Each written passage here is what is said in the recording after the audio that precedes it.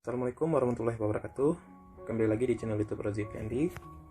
Pada video kali ini saya akan membahas mengenai soal KPPD dan pembahasan topiknya obstetri dan ginekologi. Semoga video ini bisa bermanfaat. Selamat menyaksikan. Langsung saja kita masuk ke soal yang pertama. Soal yang pertama, Nyonya Nagita, usia 28 tahun, datang ke praktik dokter umum untuk konseling kontrasepsi. Pasien baru-baru ini aktif secara seksual dan pasangannya selalu menggunakan kondom. 10 hari yang lalu, kondom yang digunakan bocor sehingga pasien mau menggunakan metode kontrasepsi lain. Tes plano saat ini negatif, pasien memiliki riwayat DVT, dan saat ini pasien menggunakan metode non-hormonal. Pasien masih ingin hamil di masa yang akan datang. Tanda vital tekanan darah 130/90, heart rate 75 kali per menit, RR 19 kali per menit, suhu 37 derajat Celcius. Apakah metode kontrasepsi terbaik pada kasus ini? A. Minipil, B. AKDR, C. Ligasi tuba falopi, D. tubektomi, A. Metode kalender. Nah, disoalkan ada perempuan usia 28 tahun, dia mau konseling kontrasepsi karena 10 hari yang lalu kondom yang digunakan bocor, sehingga mau menggunakan metode kontrasepsi lain. Kemudian tes plano saat ini negatif, dan pasien saat ini menggunakan metode non-hormonal. Dan pasien masih ingin hamil di masa yang akan datang. Jadi metode kontrasepsi terbaik apa pada kasus ini? Nah, di sini kita akan membahas jenis-jenis dari kontrasepsi.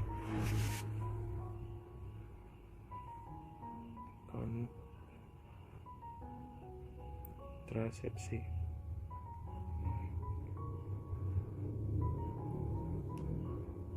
Jadi ada yang sifatnya untuk menunda, menjarangkan,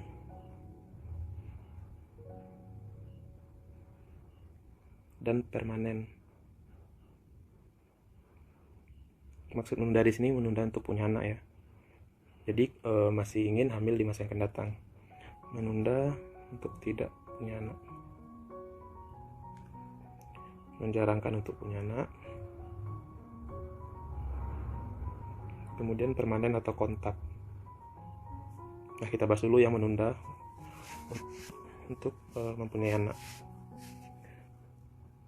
Saya disingkat di sini dengan istilah PAKIS. Jadi metode untuk menunda adalah PAKIS. P-nya pil atau mini pil. A-nya AKDR atau IUD. K-nya kondom.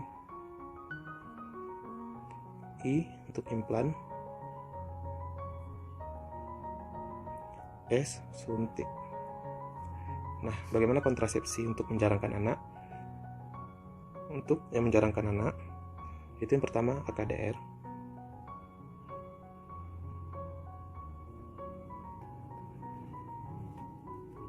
AKDR, suntik, mini pil,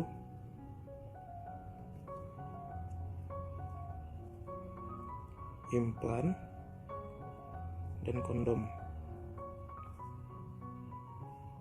Nah, inilah untuk menjarangkan mempunyai anak. Nah, untuk permanen atau kontak, jadi untuk permanen ini dia ada syarat untuk melakukan kontrasepsi permanen, yaitu apabila usia ibu di atas 35 tahun.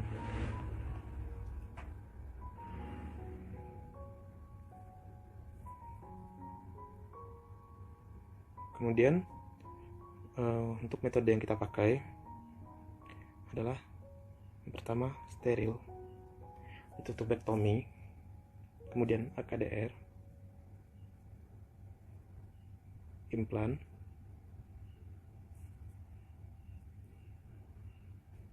suntik,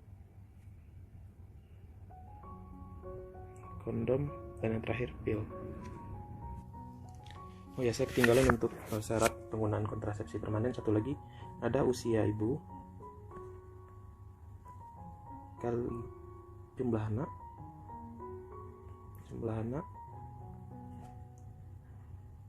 itu lebih dari 100. Sini lebih dari 100. Misalnya usia ibu 30, jumlah anak 5 kan 150 tuh. Jadi udah lebih dari 100 bisa menggunakan kontrasepsi permanen.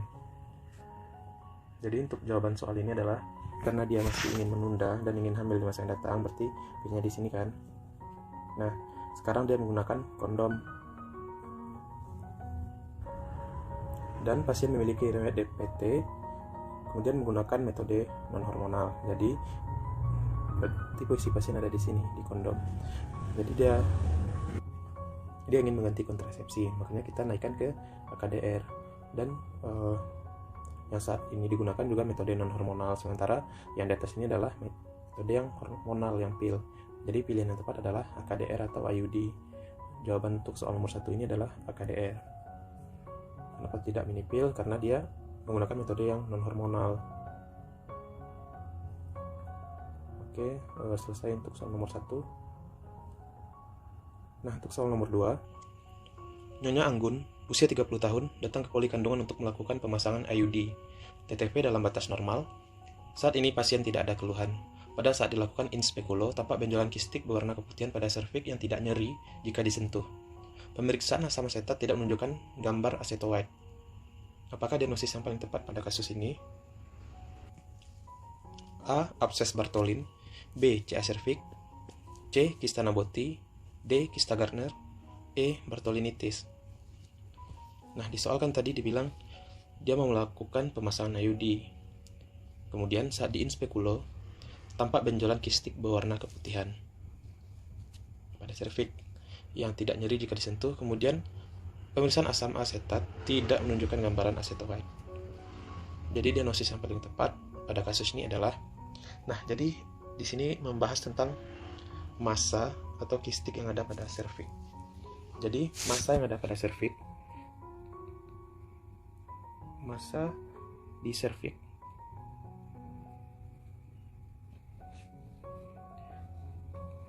itu yang sering keluar kita bagi 3.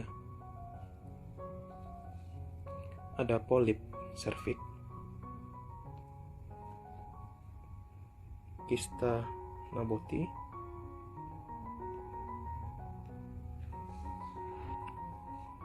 dan CA cervix.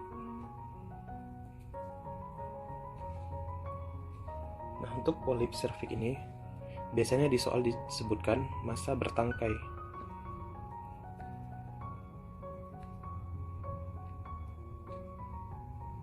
Bentuknya kayak gini, lebih kayak gini tangkainya.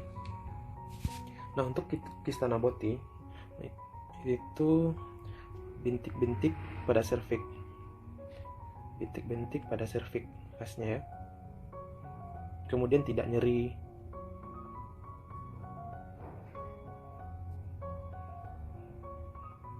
Dan konsistensinya kistik.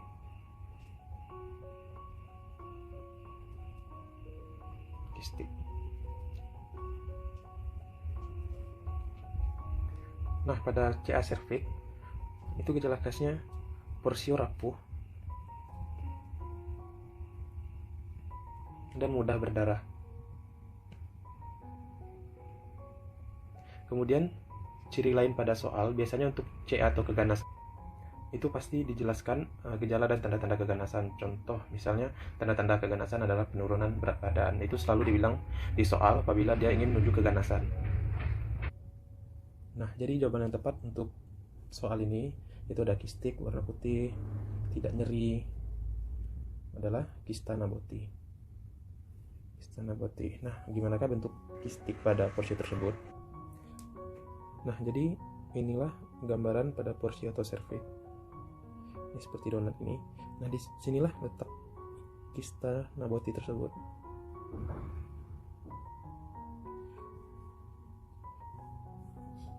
Oke, selesai untuk soal nomor 2. Jadi jawaban yang tepat adalah kista Naboti. Selanjutnya untuk soal nomor 3.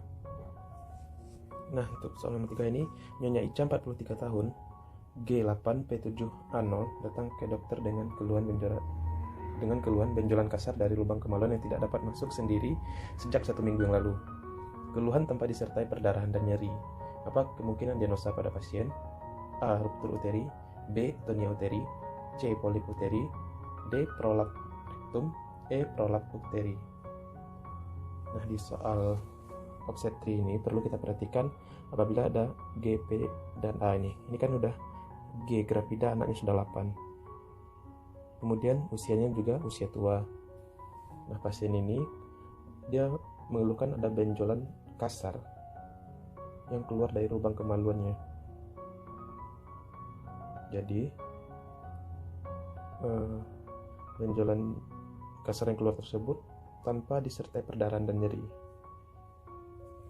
Nah, kita bahas dulu opsi yang tersedia ini satu-satu. Ruptur uteri. Kalau ruptur uteri itu biasanya nyeri perut yang hebat. Nyeri perut hebat karena ruptur, robek kan, jadi nyeri perut hebat dan perdarahan segera, perdarahannya langsung. Perut hebat disertai perdarahan. Nah, kalau atonia uteri. Atonia uteri, uterus tidak berkontraksi.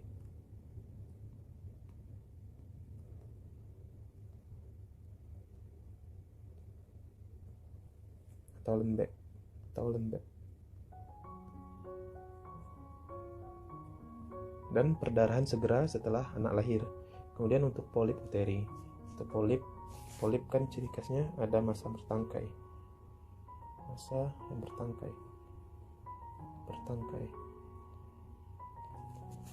Nah, untuk prolap rektum, biasanya untuk gambaran prolap rektum itu pasien tidak mampu mengontrol BAB-nya.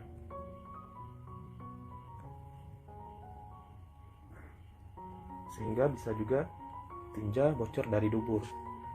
Nah, untuk prolaps uteri ini ada gejala khasnya, yaitu ada yang keluar rasanya seperti handuk pada kemaluan, atau benjolan yang kasar atau seperti handuk. Teksturnya itu seperti handuk, benjolan kasar pada kemaluan. Nah, dari option A sampai E ini, jawaban yang tepat untuk soal di atas adalah prolaps uteri. Nah, di sini saya bahas sedikit tentang prolaps uteri. Jadi faktor risiko untuk prolaps uteri itu pasien memiliki anak yang banyak anak,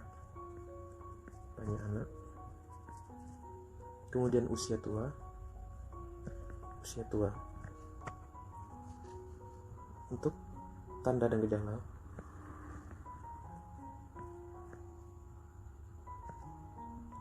ada massa atau terasa ada yang turun pada kemaluan.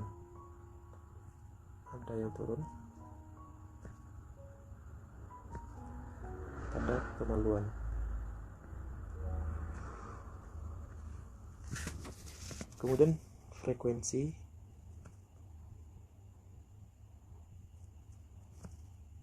BAK meningkat dan ketidaknyamanan saat koitus.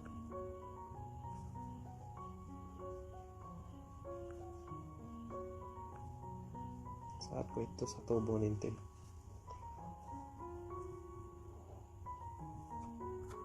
Kemudian dia dibagi juga menjadi 4 grade.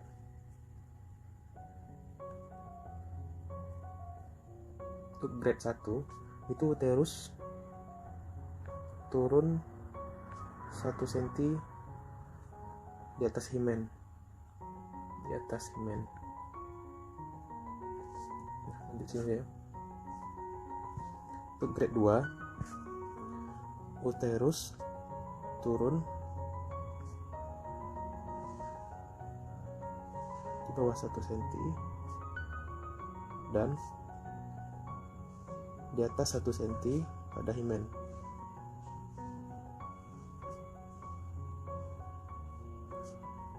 Untuk grade 3 uterus turun lebih dari 1 cm di bawah himen.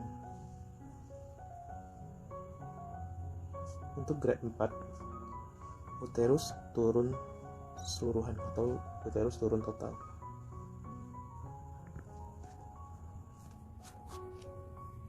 Nah, untuk tata laksana bagi pasien yang belum menopause itu pada grade 1 maupun grade 2 pemasangan cincin pesarium. Untuk yang sudah menopause biasanya tata laksana dilakukan histerektomi. Nah, selesai untuk soal nomor 3. Kita next ke soal selanjutnya. Untuk soal yang nomor 4, Nyonya Friska, 30 tahun, P2A0, setelah melakukan persalinan terjadi perdarahan. Dari riwayat sebelumnya, pasien melakukan persalinan lama di dukun. Pada pemeriksaan fisik didapatkan kontraksi uterus tidak teraba, tekanan darah 40/60, nadi 126 kali per menit. Diagnosa pasien ini adalah A. atonia uteri, B. ruptur uteri, C. inversio uteri, D. sulusio plasenta, E. robekan jalan lahir. Nah, kita bahas dulu opsinya satu-satu. Atau atonia uteri tadi juga udah dibahas, itu uterus tidak berkontraksi,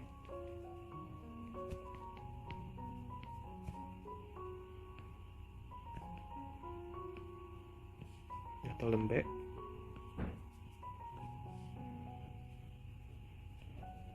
perdarahan, segera setelah anak lahir, kalau ruptur uteri, perdarahan segera,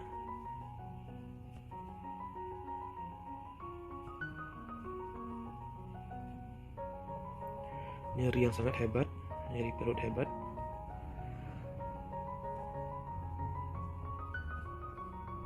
dan kontraksi yang hilang.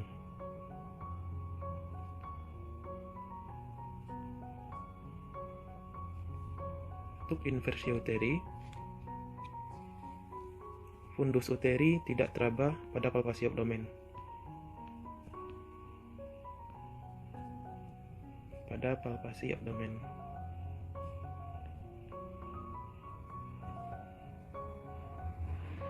Kemudian nyeri ringan,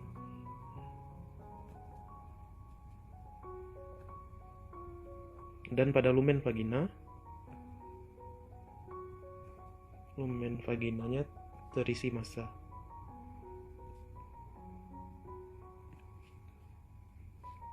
Nah, untuk solusio plasenta biasanya juga nyeri hebat. Nyeri hebat bisa akibatkan karena adanya trauma atau riwayat hipertensi. Kemudian darah yang keluar berwarna hitam. Darah berwarna hitam. Inilah yang khas pada solusio plasenta. Biasanya sering juga keluar di soal untuk solusio plasenta. Nah, robekan jalan lahir sama-sama kita ketahui itu perdarahannya segera, kemudian darah segar yang mengalir setelah bayi lahir.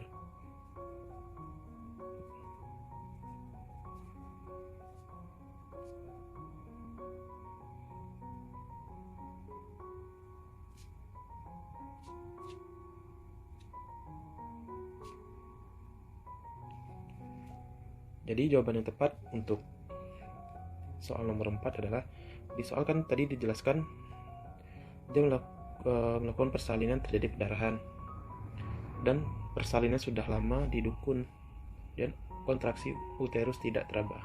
Ini kata kuncinya, kontraksi uterus tidak teraba. Jadi yang tidak ada kontraksi uterus adalah atonia uteri. Nah, jadi di sini bahas sedikit dulu ya atonia uteri. Nah, tata laksana umum yang dapat kita lakukan apabila ada kasus atonia uteri, yang pertama kita berikan oksigenasi. Berikan oksigen. Berikan cairan NaCl atau RL.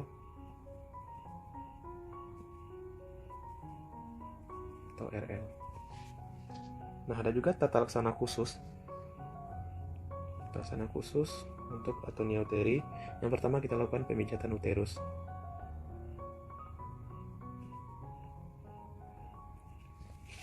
Kemudian pemberian uterotonika.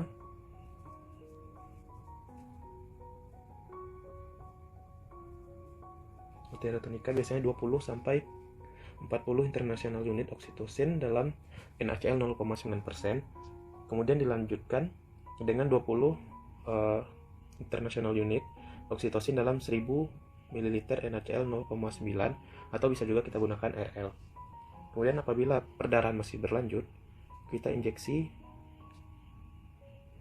asam tranexamat.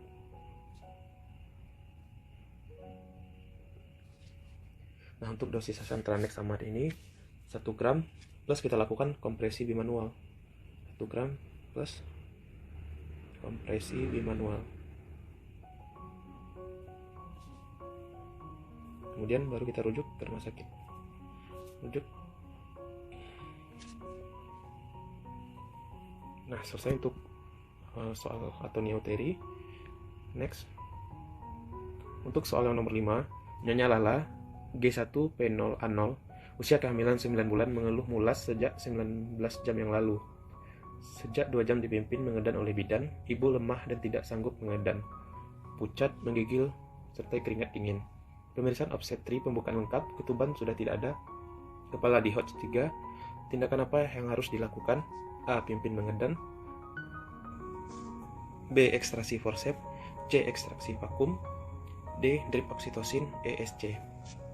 Nah, kalau ketemu soal kayak gini, kan dia sudah 2 jam dipimpin oleh bidan. Sebelumnya sudah mengeluh mulas sejak 9 jam yang lalu. Usia kehamilan cukup bulan. Ibu sudah lemah, tidak sanggup mengedan, pucat, menggigil, dan keringat dingin.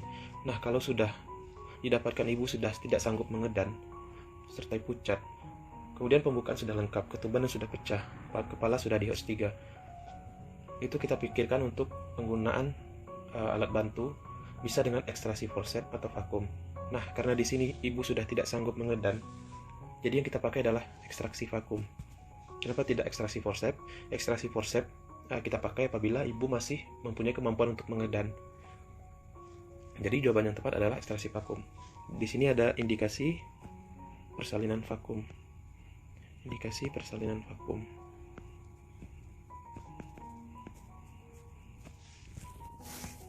Nah, jadi indikasi persalinan vakum, dia harus hamil aterem atau usia kehamilan 37 sampai 42 minggu.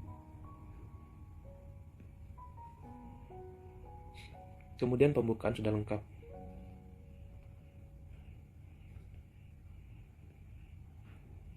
Bisa presentasi kepala, dahi, ataupun bokong murni untuk melakukan indikasi persalinan vakum. Kemudian kepala sudah sudah masuki HOT 3 sampai 4. Dan untuk membedakan vakum dan forceps, ibu sudah tidak sanggup atau sudah tidak dapat mengedan.